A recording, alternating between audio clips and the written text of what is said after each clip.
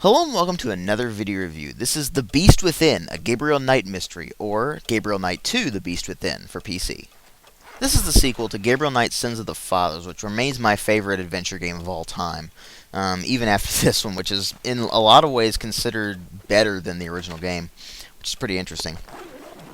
I'll get to that in a minute, though. It was released on December 31st of 1995, which means it was pretty much a 1996 game. And it was met with some mixed opinion because it is an FMV game. And FMV stands for full motion video, if you didn't know that, which means that instead of having the 2D sprite work that the original game had and really nice animations and such like that, or like the third game with 3D modeling and environments and such, it was actually a series of basically MPEG-2 video files that would play whenever you went to do something, and you would basically have the actors on a green screen environment basically acting out everything that went on in this game. And the problem with that was that FMV games have this really awful reputation. For the most part, people hear FMV and then run away screaming, because in the mid-90s, basically 1995, 96, and 97, you had this big push towards these FMV games just because it was a new technology. They had CDs then, and it was this cool new thing that they could try. And so you had a bunch of FMV games shoveled out. And so some games like this one tend to get lost in that big sea of really crappy FMV games. So, what makes this one really rise above the pack? Well, it certainly wasn't the visuals that won people over. I mean, it's an FMV game. You can't really say too much about it. The interface is nice and crisp, very well drawn, it's surprisingly detailed, ironically enough. And when you go to look at items and such, they did a really good job of making them look real enough. I mean, they are basically just 2D artwork, but they did a really good job of making them look almost exactly like they do in the FMV sequences. Speaking of the FMV sequences, you have the problem of them being that mid-90s era MPEG-2, basically, that has really awful video quality due to being a really low resolution. So the video files are really grainy, and they have that kind of fuzzy look about them. You see, like in VHS tapes, for instance. And so the visual quality is really bad, but they did a really good job of making the FMV sequences themselves blend together well with the green screen effects.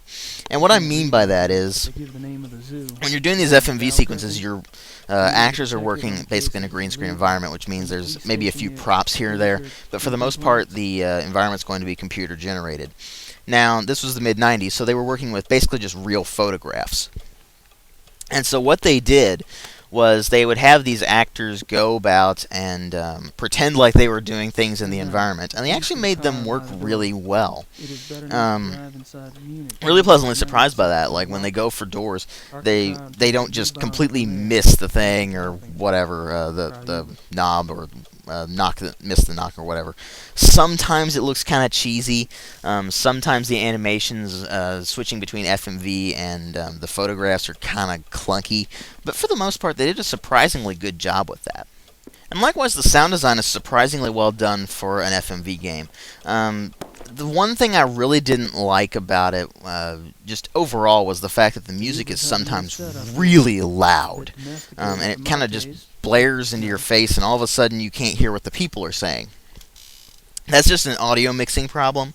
I mean, the music itself is really good. I was really pleasantly surprised by it.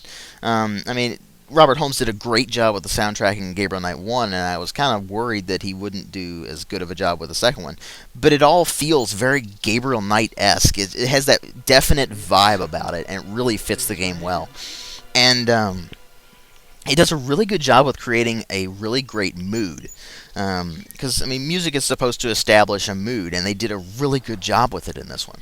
That said, sometimes it's really loud and just drowns out what the people are saying, which is a pretty big problem, because there aren't subtitles. So when you're sitting there and all of a sudden your music comes in and drowns out what people are saying, you're missing stuff. And that becomes a pretty big problem. That was an audio mixing thing. I don't know why they just didn't catch that when they were doing testing and such, but oh well.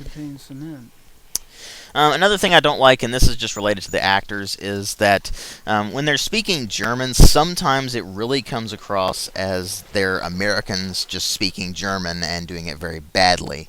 And it becomes really obvious sometimes. I mean, a native German speaker could easily identify who is really a German, who's really not a German, or who just really does speak German well. I'm not even a native speaker, and I can easily just sit there and be like, oh god, this one's an American really badly butchering the language. But still, it's nice that they actually made the effort to put this in German when it was necessary. And the English voice acting itself is really well done as well. I mean, it is the actual actors that were there. But still, they did a pretty good job with it overall. But what it really comes down to are the story and the gameplay, especially storyline in a Gabriel Knight game. I mean, adventure games are well known for being very heavily story-driven, but Gabriel Knight is definitely one of the ones where the story is paramount.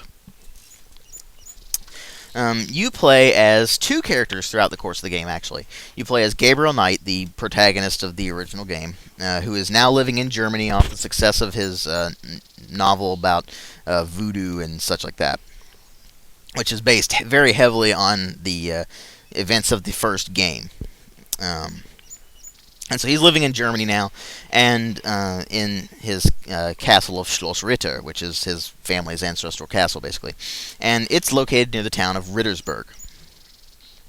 And all of a sudden, the villagers of Rittersberg come up to Gabriel and ask him to embark on this case involving a werewolf attack. And so he goes off to investigate as the last of the Schattenjägers, which are monster hunters, and finds this very complex plot line as you go through the game. And through different portions of the game, you'll be playing as either Gabriel or his basically trusty sidekick, Grace Nakamura. Something's been here. And those two have a very complicated relationship, and they did a really good job of portraying that in this game through the acting and such. But that said, the storyline itself is actually really, really good. It's easily one of the best werewolf stories I've ever seen. Just through any medium, not just games, but through any medium. It's one of the best werewolf stories I've ever seen. Because they did a really good job of kind of exploring the humanity of it. It's like the antagonist isn't necessarily this just ravenous werewolf that just eats people indiscreetly and all that sort of thing. They don't portray him as this horrible, evil beast. And they did a really good job with that. Jane Jensen has a real talent for writing. And she also did a really good job of working this in with Bavarian history. Now, I've been there. I've been to Munich. I've been to Bavaria. I've studied a bit of Bavarian history, specifically some of the stuff that was in Gabriel Knight 2, which centers basically around Ludwig II, or King Ludwig II, the last king of Bavaria, basically, also known as the Fairy Tale King. If you don't know who he was, he built Neuschwanstein, which is basically Sleeping Beauty's castle in Disneyland. If you should at least know that. So this guy's pretty big deal. And they did a really good job of working the history of Ludwig II in with this werewolf story and making it pretty believable, actually.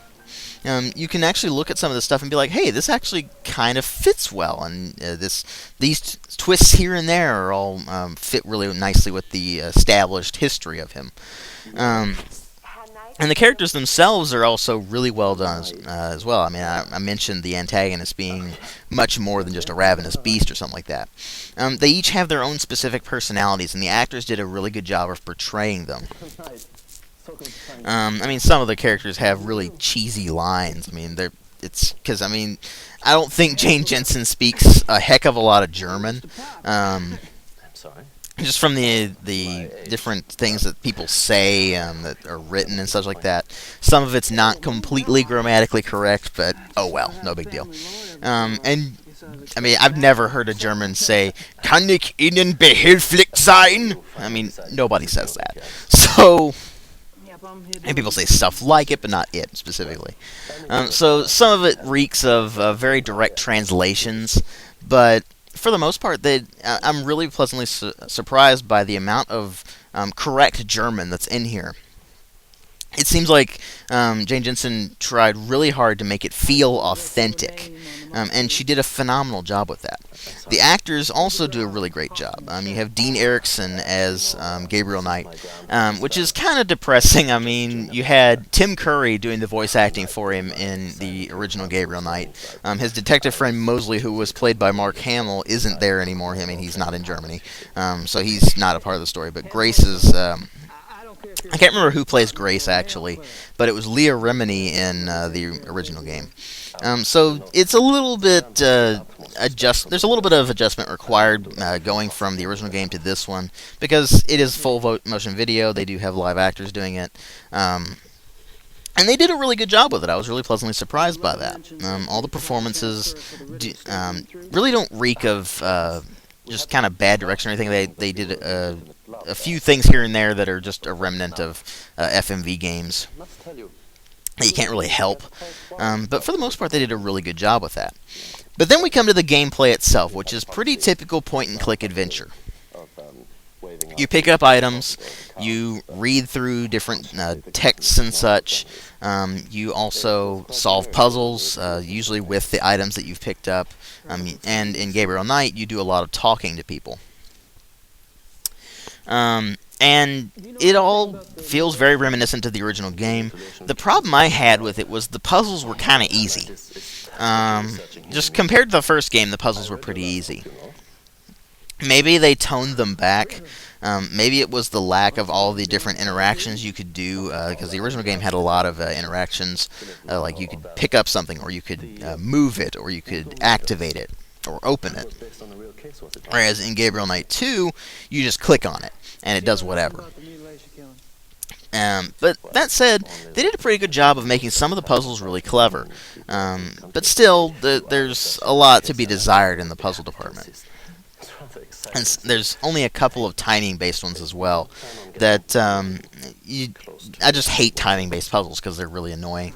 And the one particular annoyance of a timing-based puzzle is at the very end of the game. I don't want to spoil it too much for you, but suffice to say, basically the last puzzle of the game is really irritating.